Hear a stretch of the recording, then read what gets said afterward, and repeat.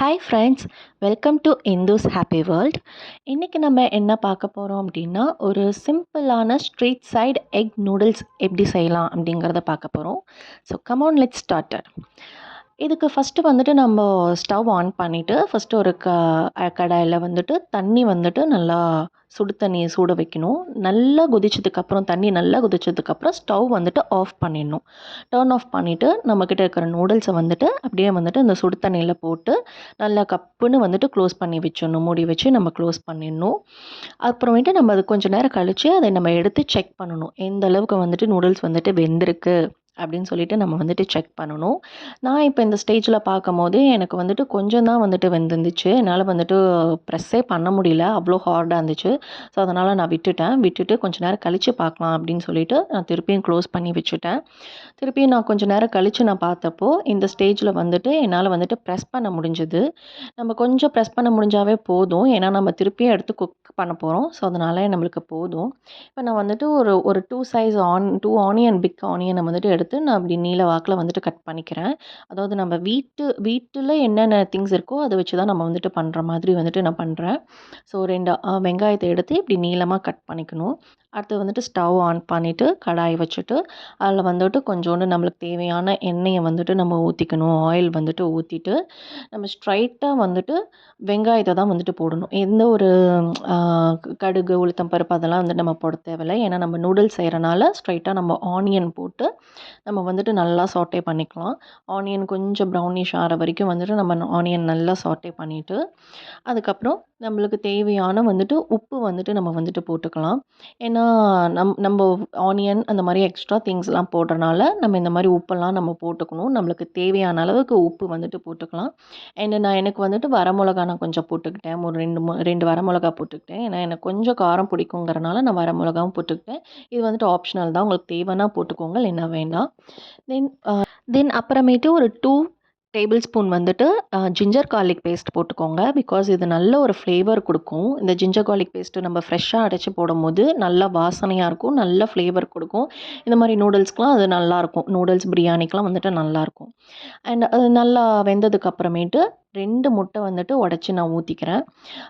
ஒரு நூடுல்ஸ்க்கு வந்துட்டு ஒரு பேக்கெட் நூடுல்ஸ்க்கு 2 முட்டை வந்துட்டு போதுமானது தான். இது தாராளமாக 2 பேர் வந்துட்டு சாப்பிடலாம். அந்த மாதிரி நான் 2 முட்டை வந்துட்டு உடச்சி ஊற்றிக்கிறேன். நல்லா முட்டையை வந்துட்டு உடச்சி ஊற்றிட்டு அதுவும் வந்துட்டு நல்லா வந்துட்டு சாட்டே பண்ணிக்கோங்க. அண்டு மெயினாக வந்துட்டு முட்டையை வந்துட்டு சாட்டே பண்ணும்போது நல்லா வந்துட்டு குத்தி குத்தி விடுங்க. ஏன்னா இல்லைன்னா வந்துட்டு பெருசு பெருசாகவே இருக்கும். குத்தி விட்டால் தான் வந்துட்டு அது வந்துட்டு குட்டி குட்டி பீஸாக வந்துட்டு சேஞ்ச் ஆகும். ஸோ முட்டையை வந்துட்டு நான் நல்லா சாட்டே பண்ணிக்கிறேன். குத்தி குத்தி குத்தி விட்டு நல்லா வந்துட்டு நான் வந்துட்டு சாட்டே பண்ணிக்கிறேன். அவ்வளோதான். சாட்டே பண்ணிவிட்டு கொஞ்சம் வந்துட்டு நான் க்ளோஸ் பண்ணி வைக்கிறேன். சரி வேகட்டும் அப்படின்னு சொல்லிட்டு நான் வந்துட்டு கப்புன்னு க்ளோஸ் பண்ணி வைக்கிறேன். அதுக்கப்புறமேட்டு நான் எடுத்து பார்த்தேன். கொஞ்சம் நல்லா வந்துட்டு முட்டை வந்துட்டு வெந்திருக்குது. இப்போ இந்த ஸ்டேஜில் வந்துட்டு நல்லா வந்துட்டு உடச்சி விடுங்க. அதாவது குத்தி குத்தி விடுங்க. ஏன்னா பெருசாக இருக்கு இல்லையா, கொஞ்சம் கொஞ்சமாக குத்தி குத்தி விட்டீங்க அப்படின்னா நல்லா வந்துட்டு குட்டி குட்டி ஆகும். நான் வந்துட்டு கொஞ்சம் மிளகாத்தூள் வந்துட்டு போட்டிருக்கேன். மிளகாத்தூளும் அப்புறம் சிக்கன் மசாலா வந்துட்டு கொஞ்சம் ஆட் பண்ணேன். ஏன்னா ஸ்ட்ரீட் சைடு அப்படிங்கிறனால அந்த டேஸ்ட் நம்மளுக்கு கொடுக்கணுங்கிறதுக்காக கொஞ்சம் சிக்கன் மசாலாவும் மிளகாத்தூள் அந்த கலருக்காக வந்துட்டு கொஞ்சோண்டு மிளகாத்தூள் வந்துட்டு ஆட் பண்ணேன். ஆட் பண்ணிவிட்டு அதை நல்லா சாட்டே பண்ணிவிட்டு அதுக்கப்புறம் பெப்பர் வந்துட்டு நான் வந்துட்டு போட்டேன். பெப்பர் எப்போதுமே எக் அப்படின்னாவே அதுக்கு பெப்பர் வந்துட்டு ஒரு தனி டேஸ்ட் வந்துட்டு கொடுக்கும். ஸோ பெப்பர் போட்டோம் அப்படின்னாவே நல்லாயிருக்குன்ட்டுன்னு அது ஒரு பெப்பர் வந்துட்டு போட்டுட்டு அப்புறம் கடைசியாக வந்துட்டு நம்மளோட நூடுல்ஸில் கொடுத்த அந்த மசாலா பேக்கெட்டு, ஸோ அதை வந்துட்டு கொஞ்சோண்டு அது ஃபுல்லாக போட்டுட்டு நல்லா வந்துட்டு நம்ம வந்துட்டு கிளறி விடணும்.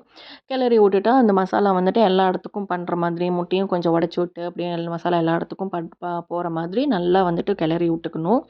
இப்போ இந்த ஸ்டேஜில் வந்துட்டு நான் ரெட் சில்லி சாஸ் வந்துட்டு 2 டேபிள் ஸ்பூன் வந்துட்டு ஆட் பண்ணுறேன். ஏன்னா இந்த மாதிரி சாஸ்லாம் போடும்போது நம்மளுக்கு கொஞ்சம் நூடுல்ஸ் வந்துட்டு சாஸியாக இருக்கும். அப்போ தான் அந்த ஸ்ட்ரீட் சைடில் கிடைக்கிற மாதிரி நம்மளுக்கு வந்துட்டு கிடைக்கும். ரெட் சில்லி சாஸ் வந்துட்டு 2 டேபிள் ஸ்பூன் போடுறேன். தென் டொமேட்டோ சாஸ் வந்துட்டு 1 டேபிள் ஸ்பூன் வந்துட்டு போடுறேன். நம்மளுக்கு அது கொஞ்சம் புளிப்பு தன்மை அதிகமாகிடும் அப்படிங்கிறதுனால இது 1 டேபிள் ஸ்பூன் தான் நான் வந்துட்டு போடுறேன். அண்ட் அதுக்கப்புறம் சோயா சாஸ் ஃபைனலாக வந்துட்டு சோயா சாஸ் வந்துட்டு நான் கொஞ்சம் போடுறேன். ஏன்னா நம்மளுக்கு வந்துட்டு அது கலர் வந்துட்டு கொடுக்கும். சோயா சாஸ் கலர் நல்லா கொடுக்கும் அப்படிங்கிறதுக்காக அது வந்துட்டு ஒரு 3 டேபிள் ஸ்பூன் வந்துட்டு நான் சோயா சாஸ் வந்துட்டு ஆட் பண்ணிக்கிறேன். எல்லாம் பண்ணி முடிச்சுட்டு நல்லா வந்துட்டு கிளறி விட்டுக்கோங்க. கிளறி விட்டிங்க அப்படின்னா கொஞ்சம் நல்லா வந்துட்டு நம்மளுக்கு சாஸியாக கிடைக்கும். இப்போ இந்த ஸ்டேஜில் வந்துட்டு நம்ம வந்துட்டு நூடுல்ஸ் வந்துட்டு நம்ம வந்துட்டு பாயில் பண்ணி வச்ச நூடுல்ஸை வந்துட்டு நல்லா ஃபில்டர் பண்ணிக்கோங்க. ஃபில்டர் பண்ணிவிட்டு இதில் வந்துட்டு நம்ம போட்டு ஆட் பண்ணிக்கணும். ஆட் பண்ணிவிட்டு அது நல்லா கிளறி விடணும். அது எல்லா இடத்துலையும் போய் படுற மாதிரி நல்லா கிளறி விடணும். மெயினாக வந்துட்டு உடையாத மாதிரி கிளறி விடணும். ஏன்னா நூடுல்ஸ் வந்துட்டு உடஞ்சி போயிடுச்சு அப்படின்னா ஒரு ரைஸ் மாதிரி அப்படி ஆகிடும். கொல கொலான்ட்டுன்னு ஆகிடும். அந்த மாதிரி இல்லாமல் நல்லா உடையாத மாதிரி நல்லா வந்துட்டு கிளறி விடணும். நான் ஃபஸ்ட்டு வந்துட்டு கரண்டியில் ட்ரை பண்ணி பார்த்தேன். அது வரலை. அப்புறம் இந்த கைப்பிடி இடுக்கியில் வந்துட்டு ட்ரை பண்ணினேன். இதுவும் வந்துட்டு எனக்கு வந்துட்டு கம்ஃபர்ட்டாக இல்லை. திருப்பி வந்துட்டு நான் வந்துட்டு தோசை கரண்டிலே எடுத்து வந்துட்டு நான் ட்ரை பண்ணினேன். அது வந்துட்டு கொஞ்சம் எனக்கு நல்லா வந்துட்டு வந்துருச்சு. ஸோ நல்லா மெயினாக வந்துட்டு இதில் வந்துட்டு நம்ம உடையாத மாதிரி கிளறி விடணும். அதுதான் வந்துட்டு நம்மளுக்கு ஒரு நூடுல்ஸ் சாப்பிட்ற ஒரு ஃபீல் கொடுக்கும். அந்த மாதிரி நல்லா வந்துட்டு கிளறி விட்டுக்கிட்டே இருந்தேன். ஸோ ஸோ இதுதான் நம்ம ஸ்ட்ரீட் சைடு எக் நூடுல்ஸோட ஃபைனல் லுக். அதுதான் நம்ம வந்துட்டு சர்வ் பண்ண ஆரம்பிச்சிடலாம். இப்போ பிளேட்டில் நம்ம செஞ்ச எக் நூடுல்ஸை வந்துட்டு போட்டு நம்ம வந்துட்டு சர்வ் பண்ண ஆரம்பிச்சிடலாம். நான் ஆனியன் வந்துட்டு குட்டி குட்டியாக சாப் பண்ணி மேலே அப்படியே தூவி விட்டேன். அவ்வளோதான் ஃப்ரெண்ட்ஸ். உங்களுக்கு இந்த வீடியோ பிடிச்சிருந்துச்சுன்னா லைக் பண்ணுங்கள், ஷேர் பண்ணுங்கள் அண்ட் மறக்காமல் சப்ஸ்கிரைப் அண்ட் சப்போர்ட் பண்ணுங்கள். Thank you and love you all.